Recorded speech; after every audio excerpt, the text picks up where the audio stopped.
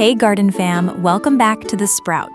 Today we're talking about one of the most beloved and iconic flowers in the garden, the Shasta daisy. With its bright white petals and sunny yellow center, it's the plant that instantly makes a garden feel cheerful, classic, and full of life. It's the flower of summer, the backbone of cottage gardens, and the star of countless bouquets. And the best part? It's surprisingly easy to grow. But here's the thing. Shasta daisies may look like simple wildflowers, but they have a fascinating story.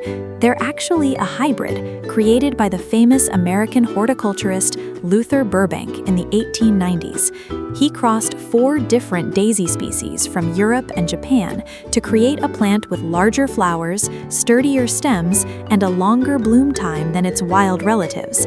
He named it after the snow-capped Mount Shasta in California because the petals were as snow white.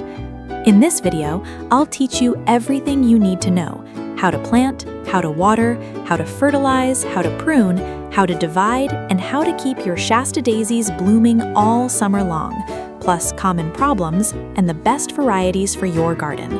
Before we dive in, if you're new here, hit that subscribe button. We put out new plant care videos every week, and I don't want you to miss the next one. Also, drop a comment below. Do you grow Shasta daisies? What's your favorite variety? I'd love to hear about it. Now let's get into it. First, let's talk about what makes Shasta daisies so special. Shasta daisies are herbaceous perennials. They come back year after year, usually living for about 3 to 5 years before they start to decline. But with regular division, you can keep them going for much longer. They're hardy in USDA zones 5 through 9, which means they can survive quite cold winters and hot summers.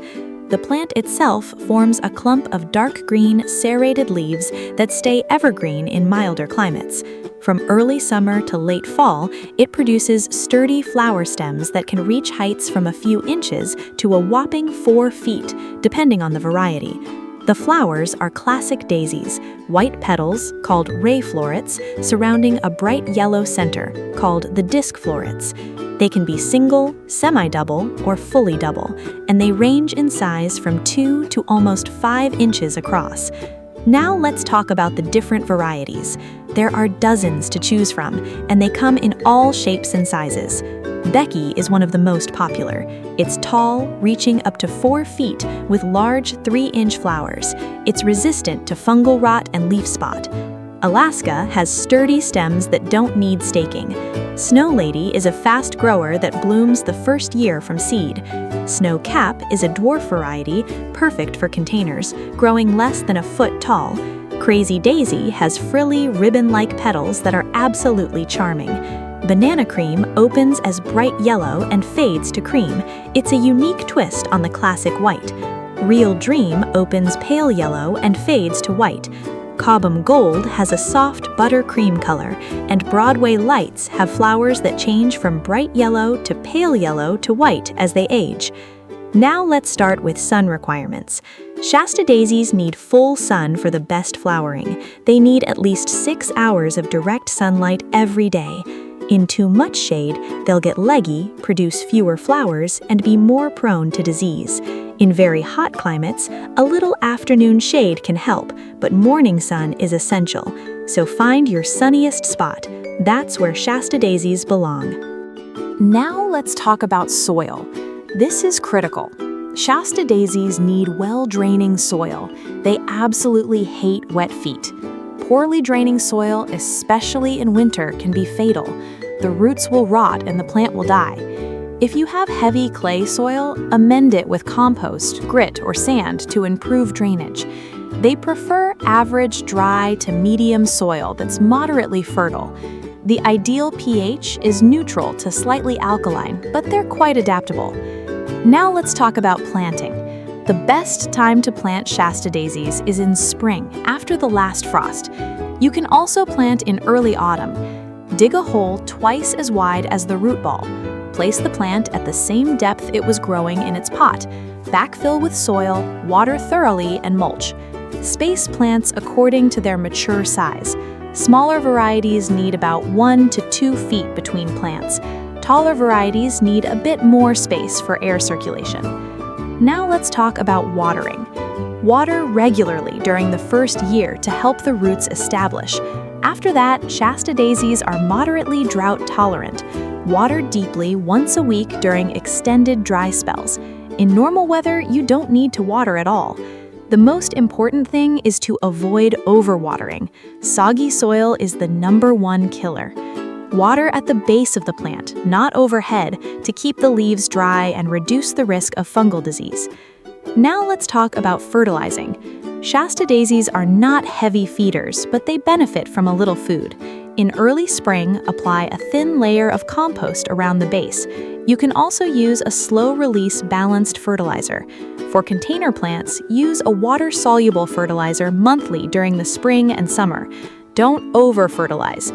Too much nitrogen will produce lots of leaves and fewer flowers, and it can make the plants floppy. Now let's talk about pruning. Deadheading is the most important task for Shasta daisies. It keeps them blooming for months. Remove the spent flowers regularly by cutting the flower stem back to a leaf node or to the base of the plant. This encourages the plant to produce more blooms instead of going to seed. In late autumn, after the flowering season is over, you can cut the stems back to the ground. In milder climates, you can also leave the stems standing over winter to provide interest and food for birds. In early spring, before new growth appears, cut them back. Now let's talk about dividing. Shasta daisies are short-lived perennials. They usually live about 3 to 5 years. To keep them vigorous and blooming, divide them every 2 to 3 years. This also helps you get more plants for free. The best time to divide is in early spring, just as new growth appears, or early autumn in warmer climates. Dig up the entire clump. Use a sharp spade to cut it into sections. Each section should have roots and shoots. Discard the woody, dead center. Replant the healthy divisions immediately and water well. Now let's talk about staking. Tall varieties like Becky can reach up to 4 feet and may need support, especially in windy areas or after heavy rain. You can use bamboo stakes and soft plant ties, or you can plant them in groups so they support each other. Dwarf varieties don't need staking. Now, let's talk about common problems. Let's go through them one by one. Problem 1. Root rot, caused by poorly draining soil or overwatering. The plant wilts and the roots turn mushy. Make sure your soil drains well. Don't overwater. Problem 2. Powdery mildew. White powder on leaves, caused by high humidity and poor air circulation. Space plants properly, water at the base, remove affected leaves. Problem 3. Leaf spots. Brown or black spots on leaves, caused by fungal infections. Remove affected leaves, improve air circulation. Problem 4. Verticillium wilt, a fungal disease that causes wilting and yellowing. There's no cure. Remove and destroy infected plants. Don't replant in the same spot. Problem 5. Pests. Shasta daisies can get aphids, leaf miners, spider mites, earwigs, and slugs. Aphids cluster on new growth. Spray them off with water or use insecticidal soap. Leaf miners create tunnels in the leaves. Remove affected leaves. Earwigs and slugs eat holes in the leaves. Use slug bait or traps. Problem 6. No flowers. Too much shade, too much overcrowding, or too much nitrogen. Move to a sunnier spot. Divide the clump. Stop fertilizing with nitrogen. Problem 7. Stems flopping over. Too much shade, too much nitrogen, or the variety is too tall. Stake the plants. Move to a sunnier spot. Stop fertilizing. Here's where you come in. Drop a comment below. Do you grow Shasta daisies? What's your favorite variety? I'd love to know. Now, let's talk about Shasta daisies in the landscape. They're incredibly versatile. Plant them in borders, beds, cottage gardens, and wildflower meadows. They look stunning in mass plantings. They mix beautifully with other sun lovers like coneflowers, black-eyed Susans, lavender, salvia, and ornamental grasses. They're also excellent for cutting gardens. They make beautiful, long-lasting bouquets. They attract butterflies and bees, but deer and rabbits tend to leave them alone. Now let's talk about Shasta daisies in containers. Shorter varieties like Snowcap and Snow Lady are perfect for pots. Use a pot at least 30 centimeters wide with drainage holes. Use a good quality potting mix. Water regularly. Containers dry out faster than garden soil. Fertilize monthly in summer. In winter, protect the pot from freezing or move it to an unheated garage. Let me give you a few quick answers to common questions. Are Shasta daisies perennials? Yes, they come back every year. How long do they live? About 3 to 5 years, but dividing keeps them going. When do they bloom? From early summer to early fall. How tall do they get? From 10 centimeters to over 1.2 meters, depending on the variety. Do they need full sun?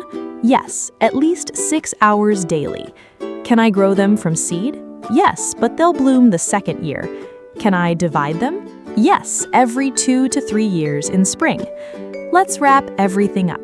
Shasta daisies are classic, beautiful, and easy to grow. Give them full sun, plant them in well-draining soil. Good drainage is essential. Water during the first year, then only during dry spells. Don't over-fertilize. Deadhead regularly for continuous blooms. Divide every 2 to 3 years. Stake tall varieties. Watch for root rot and leaf spots. Here's the most important thing to remember. Shasta daisies are the flowers of summer. They're the quintessential cottage garden plant. They're tough, they're beautiful, and they're reliable. They ask for good drainage and a little deadheading. In return, they give you weeks of bright, cheery blooms that look good in the garden and in a vase. They're a plant that just works. Before you go, hit that subscribe button if you haven't already, and leave me a comment. Are you planting Shasta daisies this year? What variety? I'd love to know. Also, what plant should I cover next? Lavender? Catmint? Peony? Let me know. Thanks for watching. Take care of your garden and it will take care of you. See you in the next video.